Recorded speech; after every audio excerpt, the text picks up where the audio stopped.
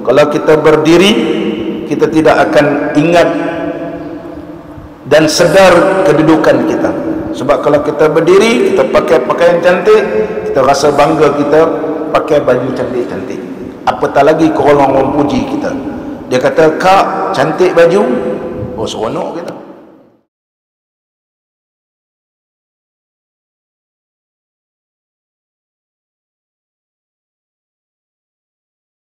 Alhamdulillahi Rabbil Alamin, wassalatu wassalamu ala sayyidina wa nabiyyina wa habibina Muhammadin wa ala alihi wa ashabihi ajma'in. Rabbi shrah li sadri wa yassir lisani. Allahumma aftah alaina futuhal arifin warzuqna fahman nabiyyin wa ilhamal malaikatil muqarrabin. Ya hayyu ya qayyum ya rabb Musa wa Harun wa Nuh wa Ibrahim wa Muhammadin sallallahu alaihi wasallam.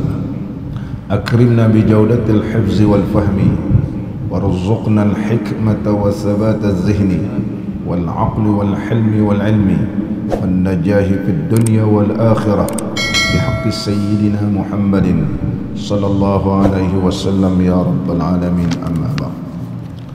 Alhamdulillah, bersyukur kita kehadrat Allah Subhanahu wa taala kerana dapat kita sama-sama pada pagi ini menunaikan sembahyang fardu subuh secara berjemaah, dan sama-sama kita berzikir, berdoa, dan seterusnya duduk di dalam majlis ilmu mempelajari kitab Bab Harap karangan Al-Alim Al-Allamah Tuan Haji Abdul Samad Ibnu Muhammad Salih Al-Kalantani rahimahullahu ta'ala rahmatan wasi'ah. Pada pagi ini kita sambung lagi berkaitan tentang taubat ke surat 9. Qala al-musannif rahimahullahu ta'ala wa nafa'ana Allahu bi'ulumihi fid darain amin.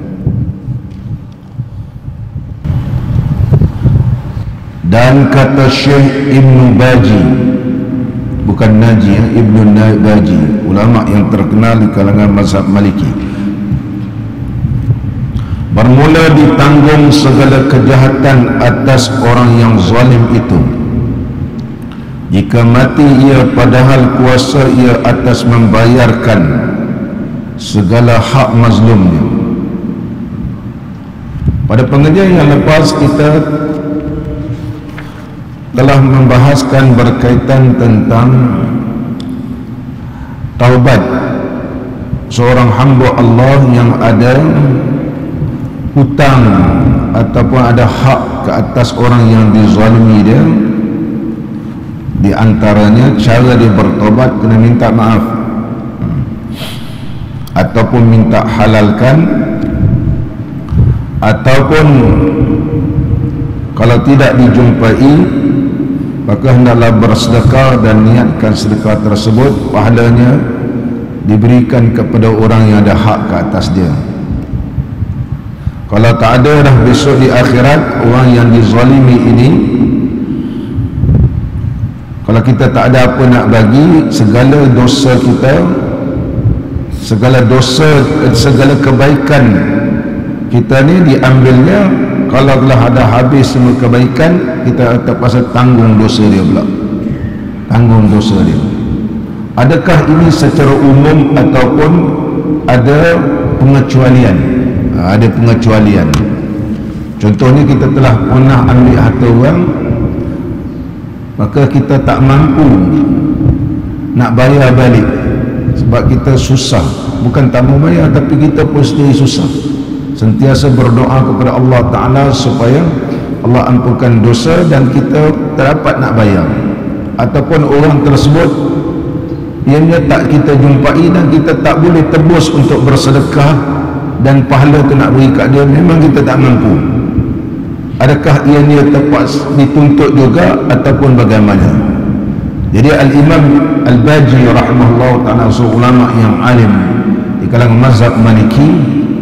Al-Imam Al-Baji ini terkenal kealiman dia dalam ilmu fiqh dan terkenal dalam kealiman dia dalam ilmu usul fiqh.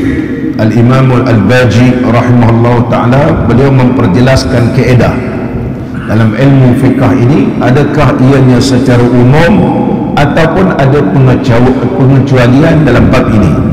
Kata Al-Imam Ibn Baji rahimahullah ta'ala, yang dimaksudkan dalam hadis yang telah kita bacakan pada pengajian yang lepas, terpaksa tanggung, dia kata, iaitu kalau dia tak ada kebaikan dah, tak ada pahala, terpaksa ambil dosa orang tu. Dosa orang tu kita tanggung. Adakah ini umum ataupun ada tempat-tempat yang diberikan pengecualian? Syekh menyebut, pandangan Al-Imam Al-Baji Ibn Baji rahimahullah ta'ala, bermula ditanggung segala kejahatan atas orang yang zalim itu jika mati ia padahal kuasa ia akan membayarkan segala hak mazlum dia. Masa dia dalam dunia, dia boleh bayar. Kalau dia ambil harta orang tu, dia boleh pulangkan balik. Kalau dia berhutang, dia boleh bayar. Kalau dia curi, dia boleh ganti balik. Tapi dia tak mau buat. Anggap benda tu dah berlalu, biar begitu sahaja. Berhutang banyak dengan orang, sekarang dah ada duit, dah boleh bayar, tapi buat macam dukun. Ini tidak akan terlepas. Ini tidak akan terlepas. Tetapi memang dia niat dia nak bayar, tapi tak boleh bayar sehingga mati. Sehingga mati. Sepatutnya kalau dia mati, ahli warisnya bertanggungjawab untuk menyempurnakan. Tapi ahli waris yang ditinggalkan juga ianya tidak berkemampuan, pun miskin atau fakir, tapi hamba Allah ini dia kuat beribadat kepada Allah Subhanahu wa taala, hati dia memang nak bayar tetapi tak dapat bayar sampai mati. Ahli waris pun tak dapat nak bayar. Maka dalam keadaan tersebut Allah Subhanahu wa taala Maha Pemurah, ianya tidak akan diambil kejahatan orang tersebut. Tetapi ada beberapa hadis yang lain yang menerangkan tentang rahmat Allah Ta'ala bagi orang yang benar-benar bertaubat tetapi tidak mampu untuk membayar tersebut. Kerana sesungguhnya bagi orang yang nak bertaubat ini, untuk membersihkan segala keaiban yang ada pada jiwa dia ataupun nafsu dia ini, hendaklah dia melakukan beberapa perkara yang disebut oleh para ahli ulama. Yang pertama iaitu hendaklah dia bertaubat. Hendaklah dia bertaubat. Dia tak boleh lepas begitu sahaja. Kena bertaubat dan sentiasa memohon kepada Allah Subhanahu wa taala supaya Allah Subhanahu wa taala mengampunkan dosa-dosa dia yang telah terdahulu. Yang telah kita bahaskan apa itu taubat. Ulama menyebut taubat itu terkumpul di dalamnya ada 6 perkara. Wa 'alal madi minaz zunub an-nadamatu. Kalau dosa-dosa yang telah dilakukan itu telah berlalu, maka hendaklah dia menyesal. Yang dulu-dulu kita buat kena menyesal. Walil faraidi al-i'adatu. Kalau ada fardu-fardu yang tidak dilaksanakan, terpaksa qada. Kena qada gitu. Kalau tak solat dulu, kena qada. Dulu tak berpuasa, ya kena qada. Bahkan kena bayar fidyah. Zakat dulu tak bayar, kena dinilaikan. Kita pun tak ingat dulu zakat zaman kita berniaga dulu kan, kita tak bayar zakat. Kalau nilai zakat sekarang lain.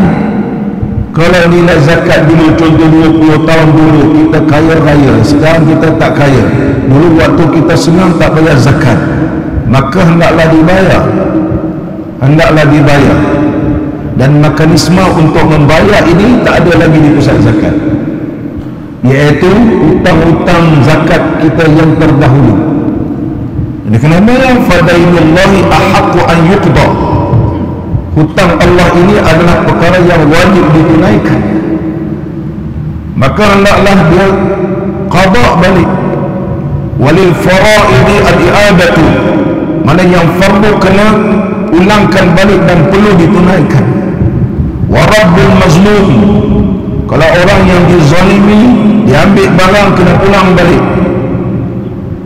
Wa istihlalul khusum, kemudian hendaklah minta halal pada orang-orang yang dia berseteru, dan seterusnya berazam tidak akan kembali lagi melakukan dosa, dan hendaklah ia membersihkan segala dosa itu dengan cara dia melakukan ketaatan kepada Allah Subhanahu wa taala. Sebagaimana ia merasa manis melakukan maksiat, maka hendaklah ia merasakan kepahitan taat itu membersihkan kemanisan dia melakukan maksiat dulu. Kalau dulu dia selalu suka seronok buat maksiat ni, maka hendaklah ianya merasakan kepahitan melakukan taat, kena buat. Ini yang pertama, ubat bagi orang yang nafsunya sebelum ini telah liar dan telah melakukan banyak kesalahan dan dosa. Dan yang kedua, kata ulama, dia punya ubat iaitu raf'ut taswif. Jangan dia nak bertangguh-tangguh, menolakkan akan datang. Mana tangguh lagi, tak boleh. Dia kena, orang ni kena segera. Raf'ut taswif bermakna as-sur'ah, kena segera bertaubat. Yang ketiga, ar-raja'u, sentiasa mengharapkan rahmat Allah, sentiasa mengharapkan keampunan daripada Allah Subhanahu wa taala. Yang ketiga ini dia melalui step yang pertama dan yang kedua dan yang ketiga. Dia sentiasa mengharapkan Allah ampunkan dosa. Dia tak mampu nak bayar, dia tak mampu nak minta supaya orang ni halalkan, sebab dia tidak berkemampuan.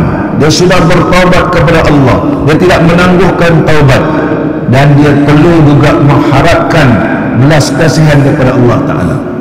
Yang ketiga, ar-raja'u, mengharapkan belas kasihan Allah, mengharapkan keampunan daripada Allah, mengharapkan redha daripada Allah Subhanahu wa ta'ala.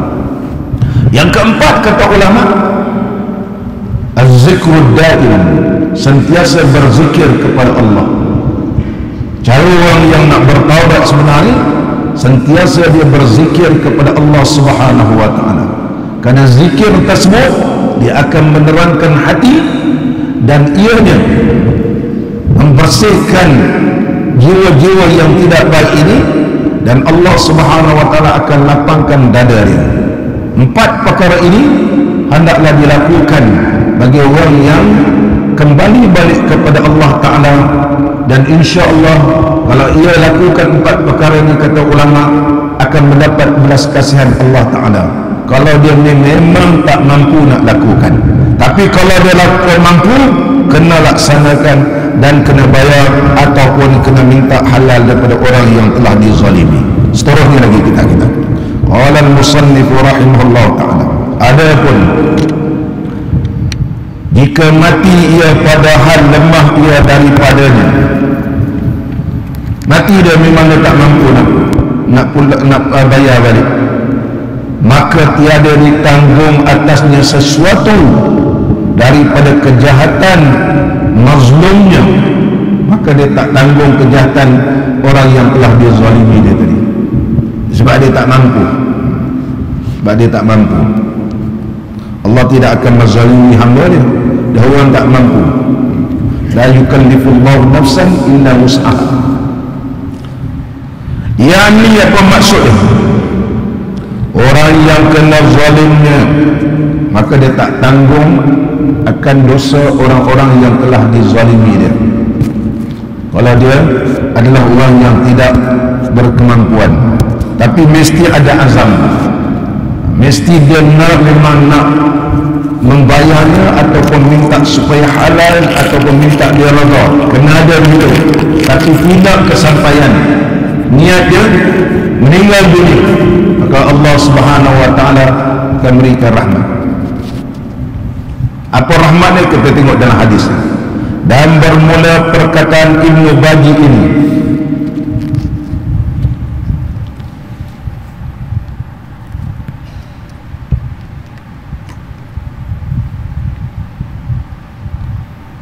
dan bermula pandangan Ibnu Baji rahimahullah ta'ala ini ditanggung akan dia atas hadis yang meriwayat akan dia oleh Ibnu Abi Dunya. Apa sandaran Imam Ibnu Baji rahimahullah ta'ala? Sebab dia pakar di sudut kaedah-kaedah ilmu fiqh Al-Imam Al-Baji rahimahullah ta'ala. Jadi setiap pandangan beliau dia ada sandarannya. Dia kata ada sandaran berdasarkan hadis yang diriwayatkan oleh Ibnu Abi Dunya rahimahullah ta'ala, dan dari sudut susunan ataupun susunan sanad pengambilan hadisnya sehinggalah kepada sahabat Nabi sallallahu alaihi wasallam, rangkaian sanadnya sehingga kepada Abi Hurairah radhiyallahu anhu. Ia ambil daripada Abi Hurairah radhiyallahu anhu. Mana rangkaian sanad dia daripada mana, daripada sampailah kepada Sayyidina Abu Hurairah radhiyallahu anhu. Berkata ia, antara adalah Rasulullah sallallahu alaihi wasallam duduk menyatuk ia. Pada ketika itu aku lihatkan dia tertawa-tawa ia hingga nyata segala gigi hadapannya. Sayyidina Abu Hurairah radhiyallahu anhu menyebut bahawa ketika mana Nabi sallallahu alaihi wasallam dalam keadaan duduk bersila, macam bersandar bersila.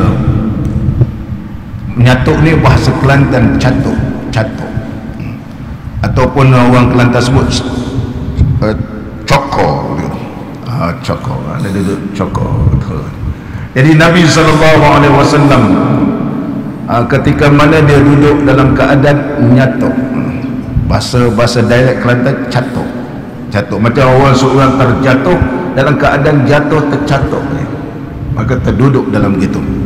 Dalam keadaan Nabi SAW duduk dalam keadaan bersila dan tu dalam keadaan happy gitu. Suka, sehingga dilihat dalam keadaan suka, nampak gigi di hadapannya, itu suka sungguh. Sebab Nabi SAW tak ada ketawa terbahak-bahak sehingga jelas giginya. Gitu. Maka dikata orang, jadi sahabat ni tanya kepada Nabi SAW, kerana apa engkau tertawa-tawa ya Rasulullah SAW? Apakah yang menyebabkan engkau suka wahai Rasulullah SAW?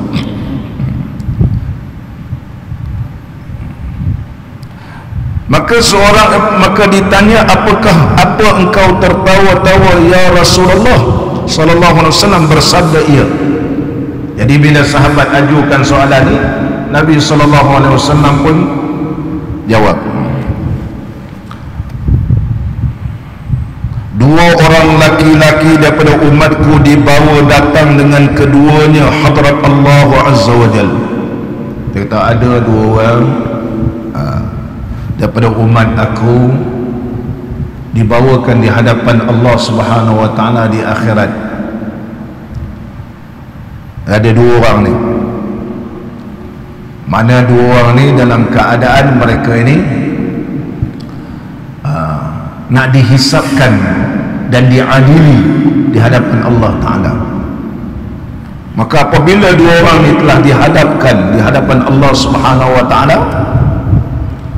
maka Allah Subhanahu wa Ta'ala tanya salah seorang daripada mereka. Maka kata Allah tanya satu persatu, Allah akan adilikan. Maka kata seorang daripada keduanya, ya Rabbi, ambil olehmu bagiku akan mazlamahku, yakni hak menzalimkan daku daripada saudaraku. Dua orang ni depan Allah Ta'ala, sebab Allah nak adili.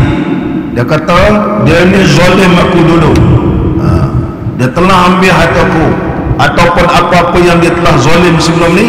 Sekarang aku nak tuntut keadilan, aku nak tuntut keadilan. maka kau ambillah bagiku akan yang dizalimnya kepadaku. Dulu dia kalau ambil atas, suruh dia pulang balik. Kalau dulu dia kata aku, dia fitnah aku, dia pukul aku, dia belasah aku dan seumpamanya, aku nak supaya diadili pada hari ini.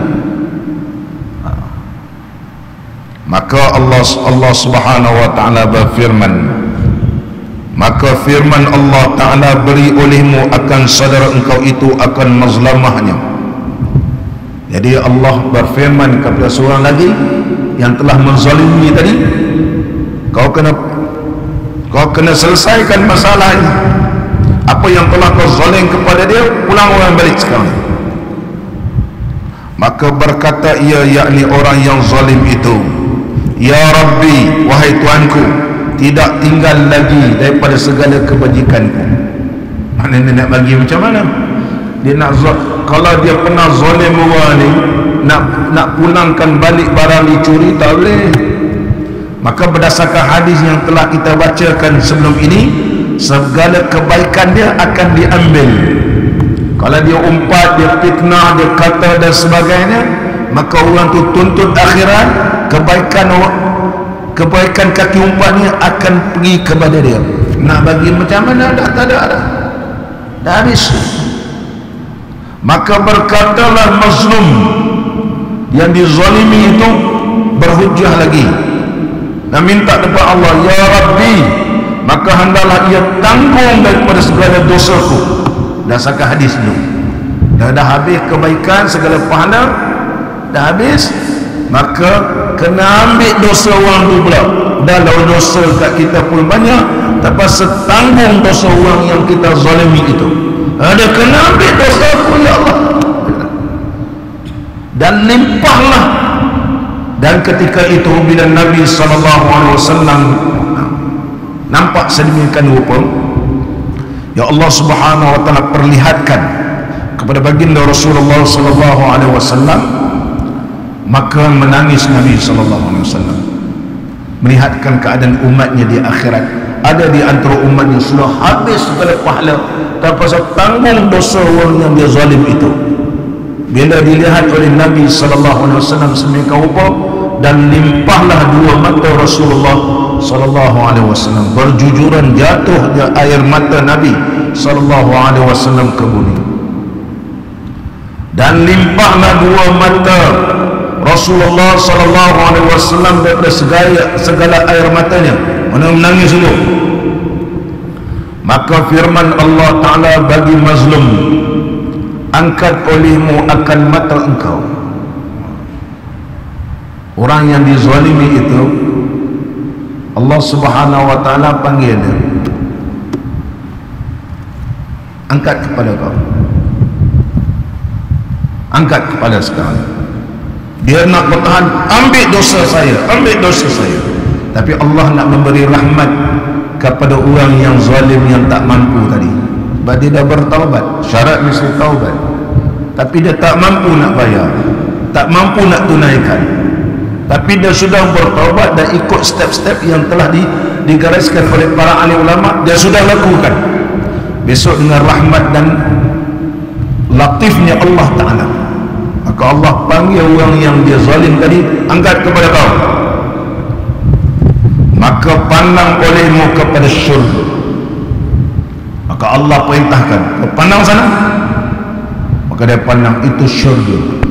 Bila dia nampak syurga, maka angkat ia akan matanya, maka melihat akan barang yang mencengangkan dia daripada kebaikan dan nikmat dalam syurga. Dia tengok syurga yang begitu indah, ma ainun ra'at wala uzunun sami'at wala khatra ala qalbi bashar, tak tergambar pada mata, tak terdengar oleh telinga, dan tidak ada satu yang terlintas dalam hati. Kita terlintas begini lain, kita nampak begini dalam dunia, nampak bagus, lain lagi hebat.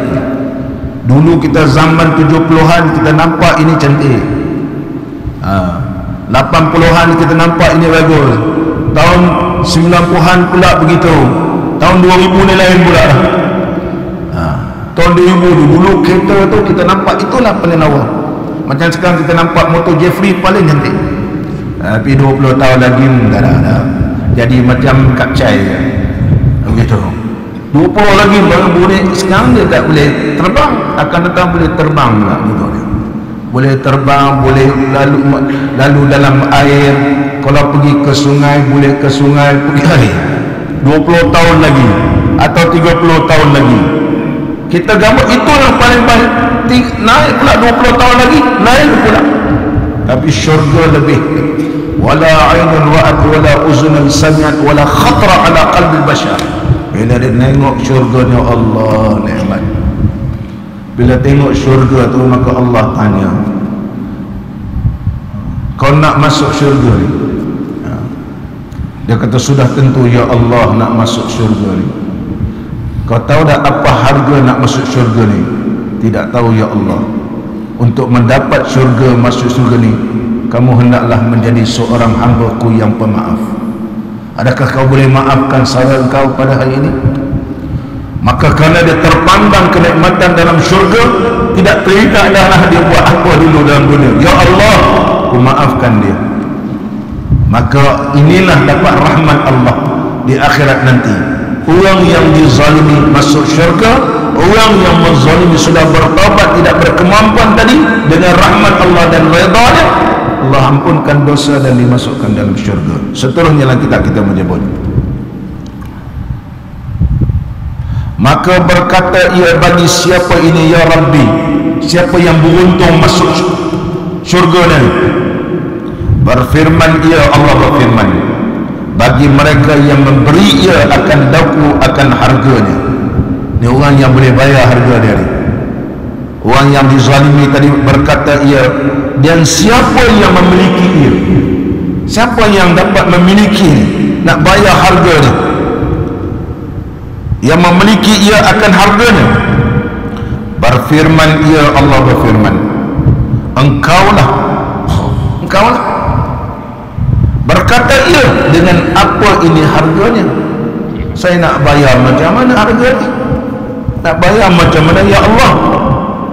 Berfirman Allah Ta'ala, dengan maaf engkau daripada saudara engkau, memaafkan dia. Allahu Akbar. Ini kalau kita ni barangkali kita ada dosa, banyak dosa kita dalam dunia ni, jadilah orang yang pemaaf. Barangkali dengan memaafkan orang ni, dia menaikkan martabat kita.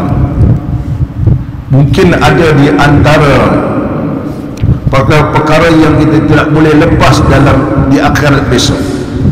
Tetapi kerana kita memaafkan orang yang pernah menzalimi ke atas kita, Allah Subhanahu wa Ta'ala berikan kepada orang yang memaafkan ini, Allah berikan keistimewaan. Kerana kita maafkan, itulah dia harga untuk masuk syurga.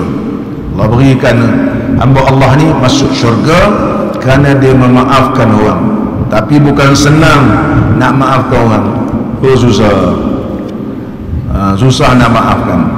Nak sampai taraf maaf ni, saya boleh maafkan. Memang selalu orang sebut saya boleh maafkan, tapi ada yang telah terluka dalam hati ini tidak akan boleh hilang. Dia boleh maaf, tapi luka dalam hati dia tak boleh hilang. Dia tak akan boleh hilang. Tapi itulah bukan senang. Pahalanya amat besar kalau kita memaafkan orang. Pahalanya amat besar. Menerusi hadis ini mengajarkan kita bahawa sesungguhnya memaafkan orang yang pernah menzalimi kita, sehingga tidak ada lagi di dalam hati kita kesan apa pun. Tak ada. Memang kosong-kosong habis. Tak teringat langsung. Maka Allah Subhanahu wa Ta'ala kurniakan kepada orang yang pemaaf ini syurga. Allah. Muslimin dan muslimat yang dirahmati oleh Allah, ini bentuk rahmat Allah. Yang kita membahaskan rahmat, iaitu Ar-Rahman dengan Ar-Rahim.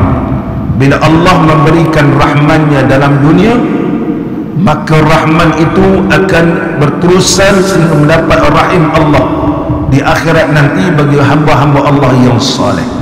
Hamba-hamba Allah yang saleh. muslimin dan muslimat yang dirahmati oleh Allah Subhanahu wa taala. Maka ubat bagi segala dosa-dosa ini, daripada dosa ni, maka banyaklah beristighfar. Kerana dengan istighfar itulah akan mendapat pandangan rahmat Allah. Astaghfirullah, astaghfirullah, astaghfirullah, astaghfirullah. Kerana berzikir itu dan beristighfar adalah ubat bagi penyakit dosa. Kita telah bahaskan pada pengajian sebelum ini, kalau kita kena sakit, mesti kita cari ubat. Jadi sakit kita dosa, mesti ada ubat dia. Kita sekarang ni sakit, makan ubat. Lepas subuh makan, sekarang tengah hari kan makan. Kalau kita lambat makan, kita dah ada set makan minda kita ni. Kalau tak makan, mula dah rasa lemah. Tapi alhamdulillah, kerana kita maintain makan, okey. Kerana betul cara ni, dengan izin Allah. Begitu juga dosa ni, kena betul cara dia. Di antaranya istighfar.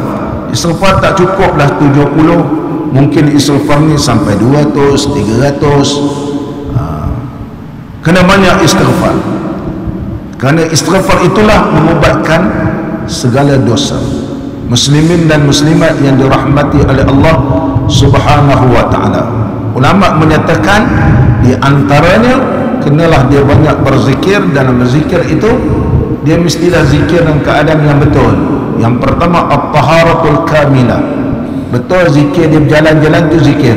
Tapi zikir khusus kena dilakukan dalam keadaan ianya suci, dalam keadaan dia berwuduk dan dia menghadap kiblat, dia berzikir, ini zikir sungguh. Betul kita berjalan, kita zikir, tapi sambil zikir kita tengok benda lain.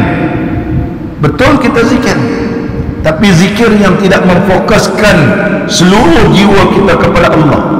Maka hendaklah peruntukkan masa dalam keadaan kita bersih, dalam keadaan kita berwuduk, memakai pakaian yang suci, menghadap kiblat, kita zikir.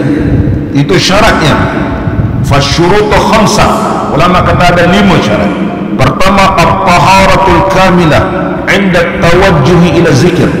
Mestilah ianya dalam keadaan suci, menghadapkan ke kiblat dan berzikir. Ini bagi orang nak bertaubat. Kita semua ni ada dosa. Kita kena ada peruntukan masa begitu. Ni zikir ni ada zikir, aku ingat Allah Ta'ala supaya besok di akhirat Allah ingat aku dan Allah ampunkan dosaku. Barangkali aku pernah zalim orang ni, aku pun tak sedar. Dengan itu Allah minta orang yang dizalim ini, cuba kau pandang syurga. Bila dia pandang syurga, kau tahu nak apa dia harga syurga ni? Kalau kau maafkan saudara kau. Maka mungkin kita ini ada dosa-dosa dengan orang lain, kerana kita tawajuh betul dengan Allah Ta'ala, maka Allah limpahkan rahmat, Allah berikan redanya di akhirat. Orang yang kita zalim ini akan maafkan kita, mendapat rahmat Allah.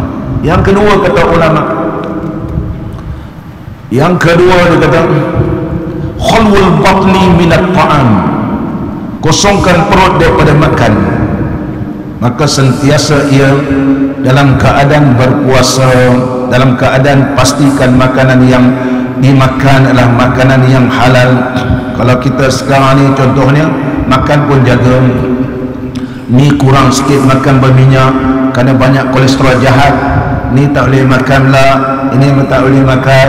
Jaga makan nasi pun satu put aja, satu mangkuk aja, sebab kencing manis. Ni makan sikit, tak boleh lebih garam, takut darah tinggi naik. Pergi kedai minta teh kurang gula, minta teh tarik, jangan pekat sangat, kurang susu. Apa sebab tu? Sebab kita nak supaya penyakit kita tu dia akan jadi kurang, boleh maintain. Kalau tidak lebih teruk lagi. Adakah dosa kita tidak mengambil kira kaedah tersebut? Maka ulama menyebut khalwul batni. Orang bertaubat ini perutnya mesti kosong, mana sentiasa memastikan perutnya halal yang masuk, dan sentiasa ianya bermujahadah, berpuasa minta Allah mengampunkan dosa-dosa yang telah terdahulu sehingga bersih ia. Itu disebut oleh ulama khalwul batni. Yang kedua dan seterusnya, kata ulama, bagi orang yang bertaubat kepada Allah Subhanahu wa taala ini, hendaklah ianya tarkus suhbatil usah. Jangan berkawan lagi dengan sahabat-sahabat yang mendorongkan ataupun mengajakkan dia melakukan benda tak baik. Kawan dengan orang-orang yang baik, orang-orang yang boleh menunjukkan kita kepada jalan yang sebenar.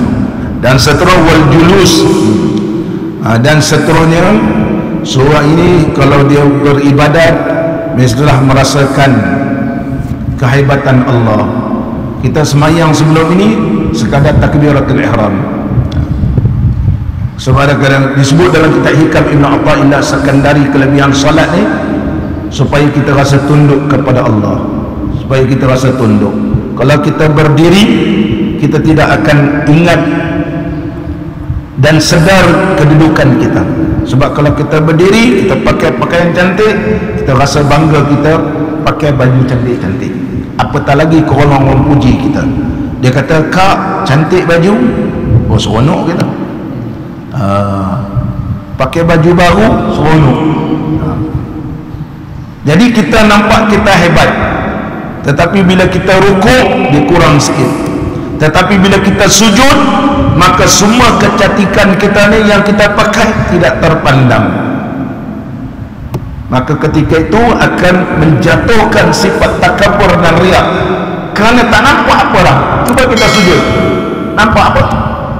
Nampak baju cantik, nampak badan yang gagah perkasa, sasa sekarang ni. Nampak kakak-kakak dan makcik-makcik sekarang walaupun umur 60, orang kata masih nampak look yang cantik dan muda. Makcik umur berapa? Cuba Ustaz teka. Mungkin dekat-dekat 60. Ustaz ni pangkat cucu saya ni. Makcik ni dekat 85 dah, nampak ni. Bila dia berdiri, kita nampak dia muda, dia rasa dia tak ada makan ubat ini, tak ada makan ubat ni. Sebab makcik suka makan ulam, minum air suam, tak minum ais, macam-macam. Cuba sujud, sujud dah tak nampak apa. Maka mengajarkan hamba Allah ini mengenal diri, baru dia kenal. Yang gitulah kita ni, apabila kita melakukan ibadat, kita kenal diri kita ini seorang hamba yang lemah, yang berhadap kepada Allah Subhanahu wa taala. Maka orang yang banyak beribadat, banyak salat, dia akan membersihkan diri dia, baru betul orang ini bertaubat kepada Allah. Dia harap sungguh kepada Allah. Apabila dia harap sungguh kepada Allah, maka Allah pandang harapannya. Besok di akhirat Allah mintakan orang yang dia zalim supaya maafkan dia. Muslimin dan muslimat yang dirahmati oleh Allah Subhanahu wa taala. Seterusnya lagi dalam kitab-kitab. Qala al-musannif rahimahullah taala wa nafa'ana Allah bi ulumihi fid darain amin. Berkata ia, ya Rabbi, bahawasanya aku sungguhnya telah maafku daripadanya. Berfirman ia, Allah berfirman, maka ambil olehmu dengan tangan saudara engkau, pergi ambil tangan kawan kau, maka masuk oleh kamu akan syurga. Masuklah kalian ke dalam syurga. Intaha kalam daripada itu hadis riwayat daripada Ibni Abi Dunya daripada Sayyidina Abi Hurairah radhiyallahu anhu.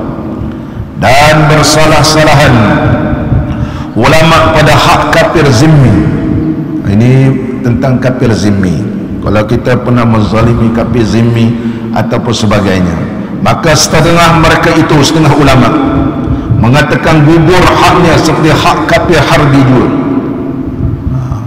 Ada pandangan yang pertama, kalau pergi kita curilah barang-barang dia, besok kafir zimmi ni boleh tuntut di akhirat. Kafir dalam negara kita ni tak ada kafir harbi. Kafir iaitu ada ulama kata syibhu zimmi, iaitu menyerupai seperti zimmi kerana dia diberikan keamanan, ataupun disebut kafir musta'min, kafir yang telah, ataupun kafir musta'man, kafir yang telah diberikan pelindungan sebab dia pun bayar cukai sama-sama dengan kita, maka hendaklah dijagakan mereka. Kalau zimmi ni membayar, dia kena bayar. Kita ni sama orang tu pun bayar cukai, kita bayar zakat, tapi dia tidak ada bayar jizyah. Tak ada jizyah. Ianya perlu dilindungi dan dijaga. Jangan nak pergi tibai-tibai limau dia lah. Dia tanam pokok limau, kita tibai limau dia. Dia tanam pokok sengkuang, ni ada orang sengkuang dia kita sapu. Dia tanam pokok jagung dia kita tibai. Dah haram. Esok di akhirat dia boleh tuntut. Pandangan yang kedua ni sebagai kafir zimmi. Pandangan yang kedua menyatakan bahawa kata setengah yang lain pula jadi hak bagi. Dia kata jadi hak, dia boleh tuntut. Yang pertama kata gugur, seperti kafir harbi, mana kafir yang memerangi orang Islam, ini boleh kita ambil sebab dia memerangi orang Islam dan memusuhi orang Islam. Itu kafir harbi. Dan kata setengah yang lain pula jadi hak bagi Nabi SAW menuntut ia akan orang yang zalim pada hari kiamat. Maka perkataan yang kemudian ini muwafaqah bagi hadis Nabi SAW. Jadi Nabi SAW bersabda, man adza zimmiyan faqad azani. Barang siapa yang menyakiti kafir zimmi, maka ia menyakiti aku. Ianya akan boleh dituntut di akhirat. Nabi boleh tuntut untuk membela bagi kafir-kafir zimmi ini. Nabi sendiri sebut man adza zimmiyan faqad azani. Siapa menyakiti kafir zimmi sama dengan menyakiti aku. Kerana kafir zimmi membayar jizyah, orang Islam bayar zakat. Bila tiba zaman Sayyidina Umar radhiyallahu anhu, maka Sayyidina Umar telah melihat ada seorang orang tua. Dia dah tua, dalam keadaan dia susah. Sayyidina Umar tengok, kamu dulu adalah rakyatku yang membayar jizyah, sekarang kamu susah. Maka Sayyidina Umar mengambil daripada Baitul Mal, memberikan peruntukan kepada orang tua ni, sebab dia bukan Islam. Maka berada dalam sebuah negara Islam, Islam menjamin keselamatan, Islam menjamin kepada segala kebajikan orang-orang yang bukan Islam di bawah negara Islam. Jadi orang bukan Islam jangan takut. Sejarah telah membuktikan bahawa di bawah pemerintahan Islam, orang bukan Islam diberikan perlindungan. Maka Sayyidina Umar ambil harta Baitul Mal daripada Baitul Mal dan membantu orang, sebagaimana dibantu orang yang susah, orang Islam diambil zakat. Kita zakat ni kalau disebut dalam kitab-kitab mazhab al-Imam Syafi'i, di antaranya Al-Khabaiyah menyebut kita boleh ambil banyak daripada Baitul Mal, kita bagi terus peruntukan. Macam kita sekarang ni, dia bagi tiap-tiap bulan, dia jadi lemak kan. Tiap-tiap bulan dia ambil, dapat susu, dapat gula, dapat garam, dapat telur. Bulan depan lagi, bulan depan lagi kan. Dia jadi begitu. Kebajikan jadi. Kebajikan. Dalam kitab mazhab ulama Syafi'i, kita pergi tanya orang yang susah ni, apa kepakaran dia? Tak boleh bagi tiap-tiap bulan gitu, lemak dia. Suruh dia kerja, tengok dia boleh kerja kan. Apa dia boleh kerja? Kalau dia boleh menjual, kita bagi peruntukan terus, dan kena pantau lah. Kalau dia kata dia boleh buka kedai cuci kereta, boleh. Dia belikan enjinnya, beli apa semua, suruh dia kerja. Tak boleh datang tiap-tiap bulan datang, tiap-tiap bulan datang. Macam mana nak basmi, nak kata sifar miskin? PM kita kata sifar miskin. Macam mana nak sifar miskin? Tiap-tiap bulan datang, tiap-tiap bulan datang, nak sifar macam mana? Ulama Syafi'i kata menyebut boleh kita membayar terus untuk peruntukan dia 5 tahun sepatutnya. Maka dipantau, insya-Allah tak nak miskin. Tak nak miskin. Ini seronok duk komas pula. So, bulan depan datang lagi dapat bantuan. Bulan datang lah. Seronok. Ni nak risau apa, hujan ke panas ke kan? Orang susah nak beli motor, dia tak risau, dia tetap dapat peruntukan. Ini disebut oleh ulama-ulama supaya ianya dapat diatasi kemiskinan. Kalau orang ni tua, macam mana kita nak buat, kan? Apa yang perlu? Kita nak bantu dia supaya ianya tidak dibelenggu kemiskinan selama-lamanya. Ini maknanya perlu seorang ulama dalam pemerintahan negara Islam, dia melihat kepada contoh-contoh yang telah ditunjukkan di zaman Sayyidina Umar radhiyallahu anhu. Sayyidina Umar bagi dia. Ini adilnya lah Islam. Jadi orang yang bukan Islam, janganlah rasa takut kalau Islam yang memerintah dan dilaksanakan hukum Islam, mereka diberikan keamanan. Sebab Nabi diutuskan oleh Allah rahmatan lil alamin. Terus lagi dalam kitab kita.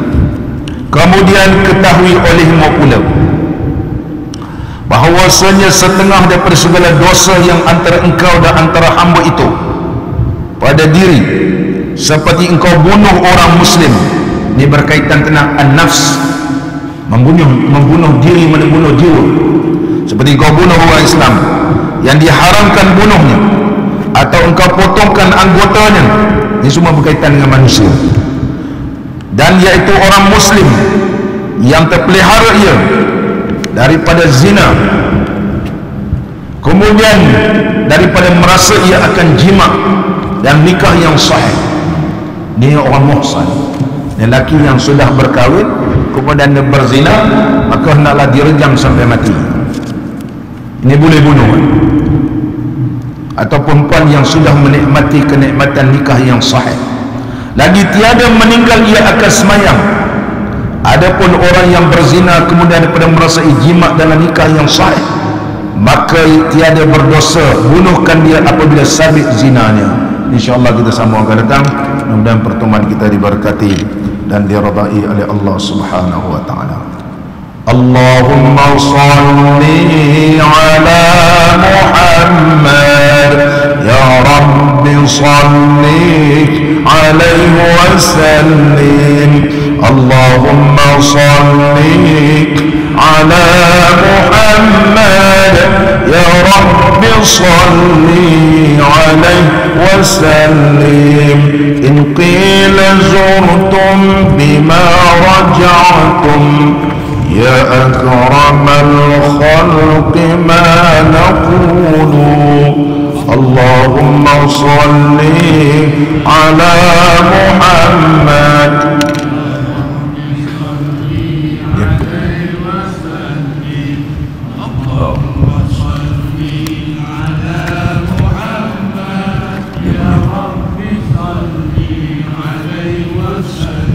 قلوا رجعنا بكل خير واجتمع الفرع والأصول. اللهم صل على محمد، يا رب صل عليه وسلم. اللهم صل على محمد، يا رب صل عليه وسلم. لولاك يا زينة الوجود وطاب عيشي ولا وجودي.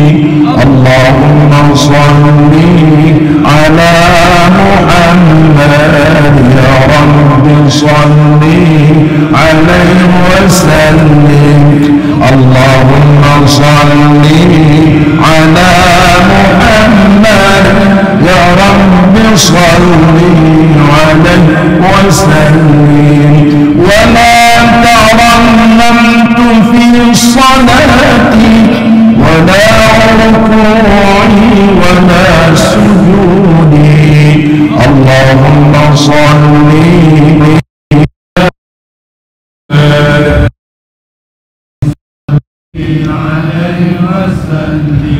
اللهم صل على محمد، يا رب صل عليه وسلم. أيا ليالي الرضا علينا عيدين يغفر منك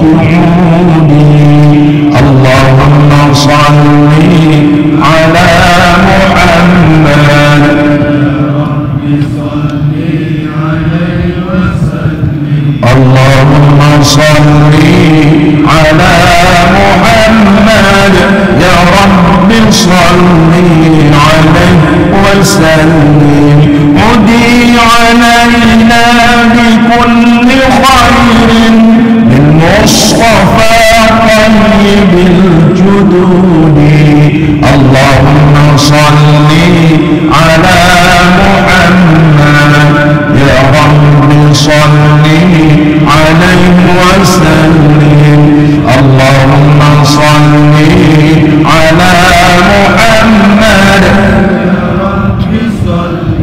عليه وسلم بالله صلني فداك روحي زبد من الأجر والسجود اللهم صل على محمد يا رب صل عليه وسلم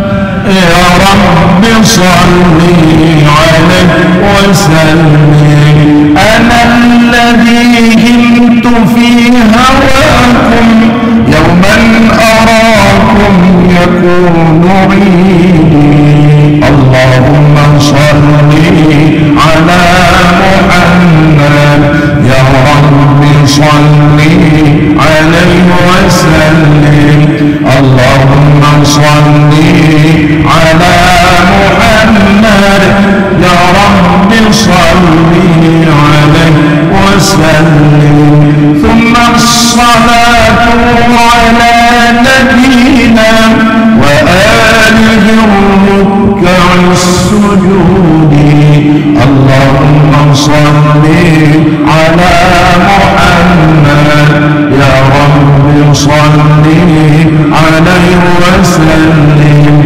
اللهم صل على محمد يا رب صل عليه وسلم بسم الله الرحمن الرحيم الحمد لله رب العالمين حمدا يوافي نعمه ويكافئ مزيده يا ربنا لك الحمد كما ينبغي لجلال وجهك الكريم وعظيم سلطانك اللهم صل على سيدنا محمد صلاة تبلغنا بها حج بيتك الحرام وزيارة حبيبك ونبيك سيدنا محمد عليه أفضل الصلاة والتسليم في صحة وعافية وسلامة ولطف وبلوغ المرام وعلى آله وصحبه في كل لمحة ونفس بعدد كل معلوم لك في يسر ولطف وبلوغ المرام وعلى آله وصحبه وبارك وسلم اللهم اجعل اجتماعنا بالرحمة وافتراقنا بالمغفرة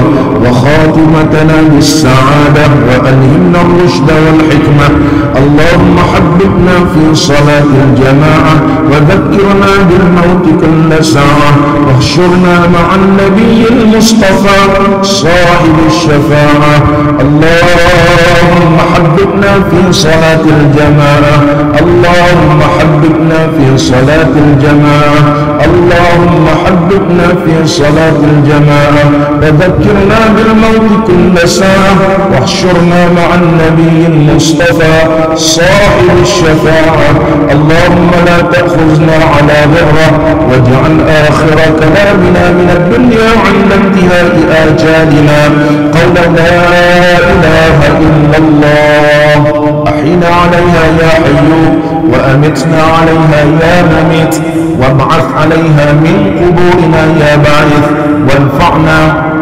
وارفعنا بها يوم لا ينفع مال ولا بنون إلا من أتى الله بقلب سليم ربنا آتنا في الدنيا حسنة وفي الآخرة حسنة وقنا عذاب النار وصلى الله على نبينا وحبيبنا وشفيعنا محمد وعلى آله وصحبه وبارك وسلم والحمد لله رب العالمين تقبل الله منكم